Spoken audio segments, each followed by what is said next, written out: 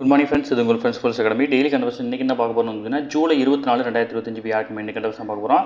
இதுக்கு முன்னாடி பார்த்தீங்கன்னா நம்ம டெய்லி கண்டவர்ஷன் அப்லோட் பண்ணியிருக்கோம். பார்க்காதவங்க பார்த்து வச்சு எடுத்து வச்சுக்கோங்க. அது மட்டும் இல்லாமல் நம்மளுடைய சேனல் வந்து பார்த்தீங்கன்னா சப்ஸ்கிரைப் பண்ணுங்கள், சப்போர்ட் பண்ணுங்கள். முடிஞ்ச அளவு உங்கள் ஃப்ரெண்ட்ஸ் எல்லாம் ஷேர் பண்ணுங்கள். நம்மளோட ஃப்ரெண்ட்ஸ் போலீஸ் அகாடமி அப்படின்ட்டு டெலிகிராம் சேனல் ஜாயின் பண்ணிக்கோங்க. இம்பார்ட்டன்ட் அப்டேட்ஸ்லாம் உங்களுக்கு ஒன்று கிடைக்கும். சரிங்களா? வாங்க ஃப்ரெண்ட்ஸ் கரண்ட் அஃபேர்ஸ் பார்த்துக்கலாம்.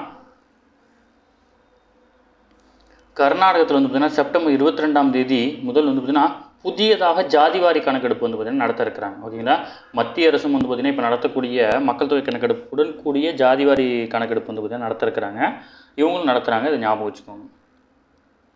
அடுத்து குடியரசு துணைத் தலைவர் வந்து பார்த்திங்கன்னா பதவி விலகிட்டார். அதனுடைய தேர்தல் எப்படி நடக்குது அப்படின்னு உங்கள் ஸ்கூல் புக்கில் இருக்குது, அதை அப்படியே கொடுத்துருக்கேன், அப்படியே நோட் பண்ணிக்கோங்க. ஓகேங்களா? உயிரிழப்பு, ராஜினாமா அல்லது பதவி நீக்கம் உள்ளிட்ட காரணங்களால் முழு பதவி காலமான 5 ஆண்டு முடிவதற்குள் குடியரசு துணைத் தலைவர் பதவியிடம் காலியாக நேரிடக்கூடியதால் விரைவில் அந்த இடத்தை வந்து பார்த்திங்கன்னா நிரப்புவதற்கான தேர்தல் வந்து பார்த்திங்கன்னா தேர்தல் ஆணையம் கண்டிப்பாக நடத்தி ஆகணும். ஓகேங்களா? அப்படின்னு சொல்கிற விதி என்னதுன்னு பார்த்திங்கன்னா ஆர்டிகல் 62(2). ஓகேங்களா? இந்த விதியின் அடிப்படையில் அடுத்த குடியரசு துணைத் தலைவர் தேர்வு செய்வதற்கான தேர்தல் உடனடியாக நடத்த வேண்டும்.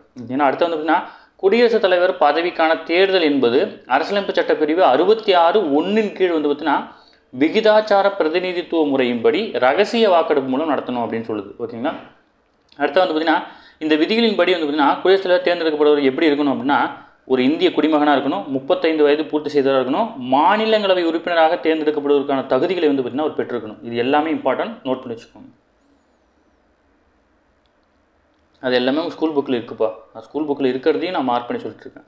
நம்ம கரண்ட் அஃபேர்ஸில் அதுதான் வந்து பார்த்திங்கன்னா பெனிஃபிட். அதாவது நம்ம கரண்ட் அஃபேர்ஸ் மட்டும் இல்லாமல் ஸ்கூல் புக்லேயும் இருக்கிறதையும் சேர்த்து சொல்லிவிடுவோம். அதனால் உங்களுக்கு பார்த்திங்கன்னா உங்களுக்கு நல்லா அந்த இன்னொரு டைம் ஸ்கூல் புக்கை நீங்கள் பார்க்காமலே இந்த கரண்ட் அஃபேர்ஸை பார்க்கறதுனால உங்களுக்கு ஒரு பெனிஃபிட் கிடைக்கும். ஓகேங்களா? அடுத்தது இந்தியா பிரிட்டன் இடையே வந்து பார்த்திங்கன்னா வர்த்தக ஒப்பந்தம் வந்து பார்த்திங்கன்னா கையெழுத்தாக இருக்குது. முக்கிய அம்சங்கள் என்னென்ன அப்படின்னு சொல்லிட்டு கொடுத்துருக்குறாங்க. ஓகேங்களா? இதில் வந்து பார்த்திங்கன்னா இந்தியா பிரிட்டன் இடையே தடையற்ற வர்த்தக ஒப்பந்தமான பிரதமர் நரேந்திர மோடி, கியர் ஸ்ட்ரீமர் ஆகியோர் முன்னிலையில் வந்து பார்த்திங்கன்னா வியாழக்கிழமை வந்து பார்த்திங்கன்னா கையெழுப்பமாக இருக்குது. இந்த ஒப்பந்தத்தின் மூலம் வந்து பார்த்திங்கன்னா 2030 ஆண்டுக்குள் இரு நாடுகளுக்கு இடையான வர்த்தக ஒப்பந்தம் வந்து பார்த்திங்கன்னா $12,000 கோடி இருக்கும் அப்படின்னு வந்து பார்த்திங்கன்னா கணிச்சிருக்காங்க.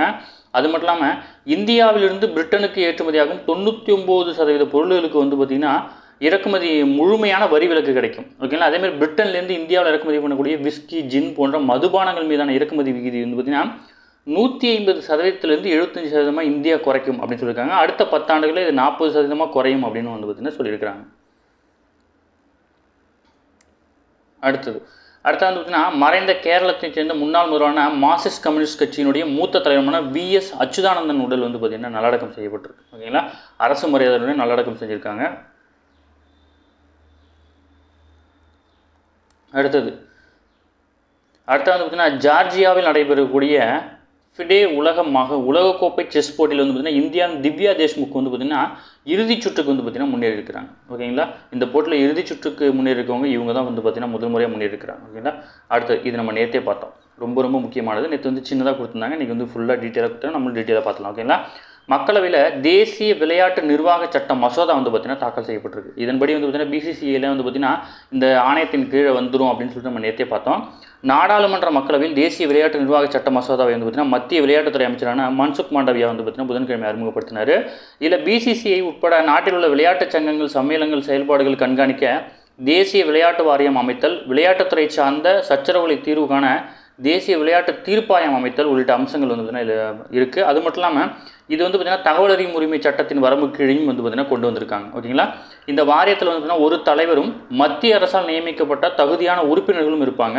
பொது மற்றும் விளையாட்டு நிர்வாகம், விளையாட்டு சங்கம் மற்றும் தொடர்புடைய இதர விவகாரங்கள் குறித்து அதாவது அனுபவம் கொண்டவர்களே வந்து பார்த்திங்கன்னா இதில் உறுப்பினர்களாக இருப்பாங்கன்னு சொல்லியிருக்காங்க. ஓகேங்களா? அது மட்டும் வந்து பார்த்திங்கன்னா இந்த தேர்வுக்குழுவின் தலைவராக அமைச்சரவை செயலர் அல்லது விளையாட்டுத்துறை செயலர் தான் இருப்பாங்க அப்படின்னு சொல்லியிருக்காங்க.